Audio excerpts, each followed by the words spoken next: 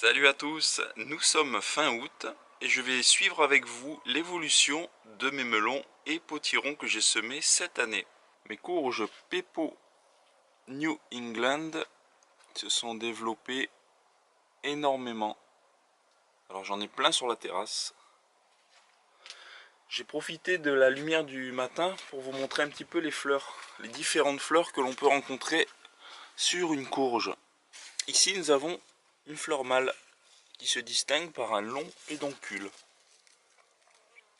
Et il y a également des fleurs femelles, comme ici, où le pédoncule est beaucoup plus petit. Et une fois fécondé, le fruit se développe à la base. Voilà, peut-être une future courge. Alors j'ai de beaux résultats cette année.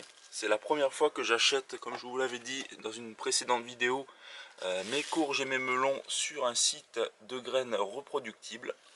Là vous avez le résultat à peu près à taille adulte. Donc ce ne sont pas de très gros légumes.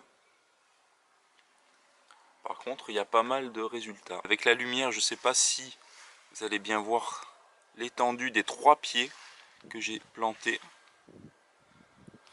Voilà, je fais un petit tour rapide de tout ça.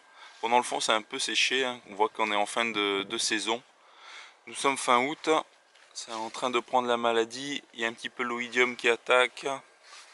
Le fait aussi de pousser dans l'herbe, bon, il y a toujours un peu plus d'humidité que sur un sol un peu plus dur ou sans végétation comme un sol en terre directement. Voilà à quoi ressemble la courge une fois à taille de maturité. Vous voyez, c'est pas un très gros fruit. La peau verte a disparu et elle commence à devenir orange. Alors sous le figuier, j'en ai une autre ici. Et là j'en ai une petite, mais je pense qu'elle ne va pas passer. Elle ne va pas passer la fin de l'été, elle est en train de sécher.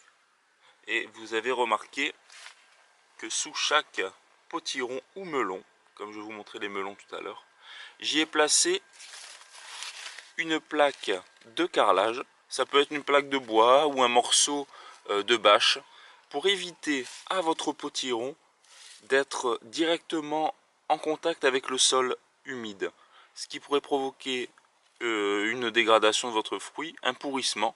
Donc une fois que vous arrosez, s'il pleut, hop, le fruit n'est pas en contact avec votre sol, ça ruisselle sur la plaque et ça évite de perdre des fruits. Et voilà à quoi ressemble mon melon noir des Carmes. Voilà, je vais devoir mettre une plaque aussi au sol pour éviter que ça pourrisse. Il est à taille adulte, vous avez vu, c'est un petit melon. On en a déjà goûté un, c'est assez bon, assez frais. C'est, je dirais, entre le melon classique que l'on achète en magasin et le melon canari. Voilà, une texture et une couleur qui est beaucoup moins foncée qu'un melon traditionnel. Alors là, j'ai mon melon noir des Carmes à maturité. Le pédoncule est craquelé. La couleur est en train de changer, il jaunit. C'est aussi quelque chose d'intéressant pour cette variété, je trouve, de voir le fruit mûrir et de changer de couleur pour vous indiquer qu'il est bon à ramasser. Voilà encore un petit melon. Je fais le tour un petit peu des pieds qui ne sont pas encore atteints par la maladie et la fin de la saison. Donc vous voyez, là j'ai 2 petits pieds de melon. On en a déjà mangé un qui se trouvait ici. Vous avez vu, il y a le petit pédoncule. Et voilà, ça s'est un petit peu développé. Franchement, c'est pas trop mal à refaire. Alors pour la petite déception de l'année, ce sont les potirons Sankt Martin que j'avais acheté chez Lidl. Là j'en avais planté un à l'intérieur de la jardinière. Il est complètement asséché. La maladie a pris le dessus et la fin de saison se fait vraiment remarquer sur ce pied. J'ai une grande quantité de branches, de fleurs mâles, comme ici. J'ai eu pas mal de fleurs, voilà. Il y en a eu quelques-unes qui se sont ouvertes notamment hier. Et vous avez vu sur une grande distance, mais je n'ai aucun potiron apparent.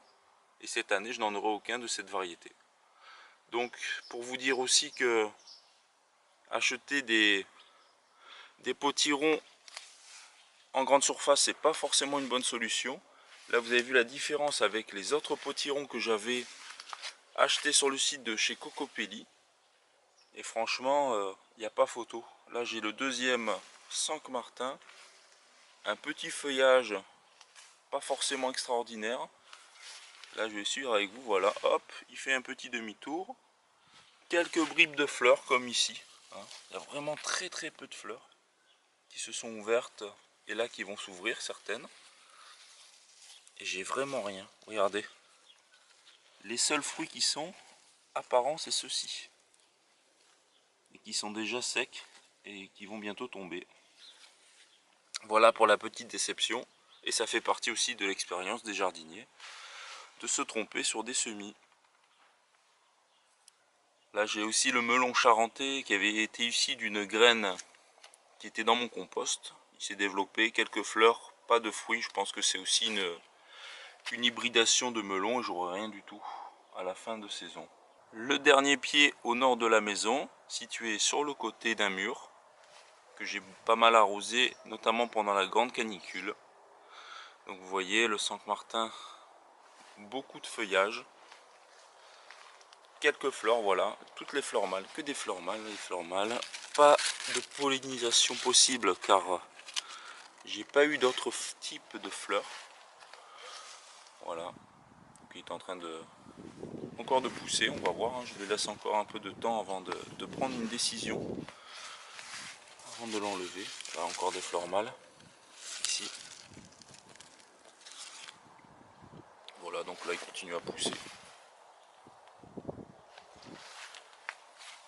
Et ici, l'extrémité, un petit potiron. Alors est-ce que ça va pousser? Est-ce que ça va pas faire comme les autres? On verra bien. Je le laisse encore pousser. Et voilà, c'est ici que se termine ma vidéo. N'hésitez pas à commenter ma vidéo et à échanger vos expériences au niveau des potirons et des melons sur cette année. A très bientôt. Ciao.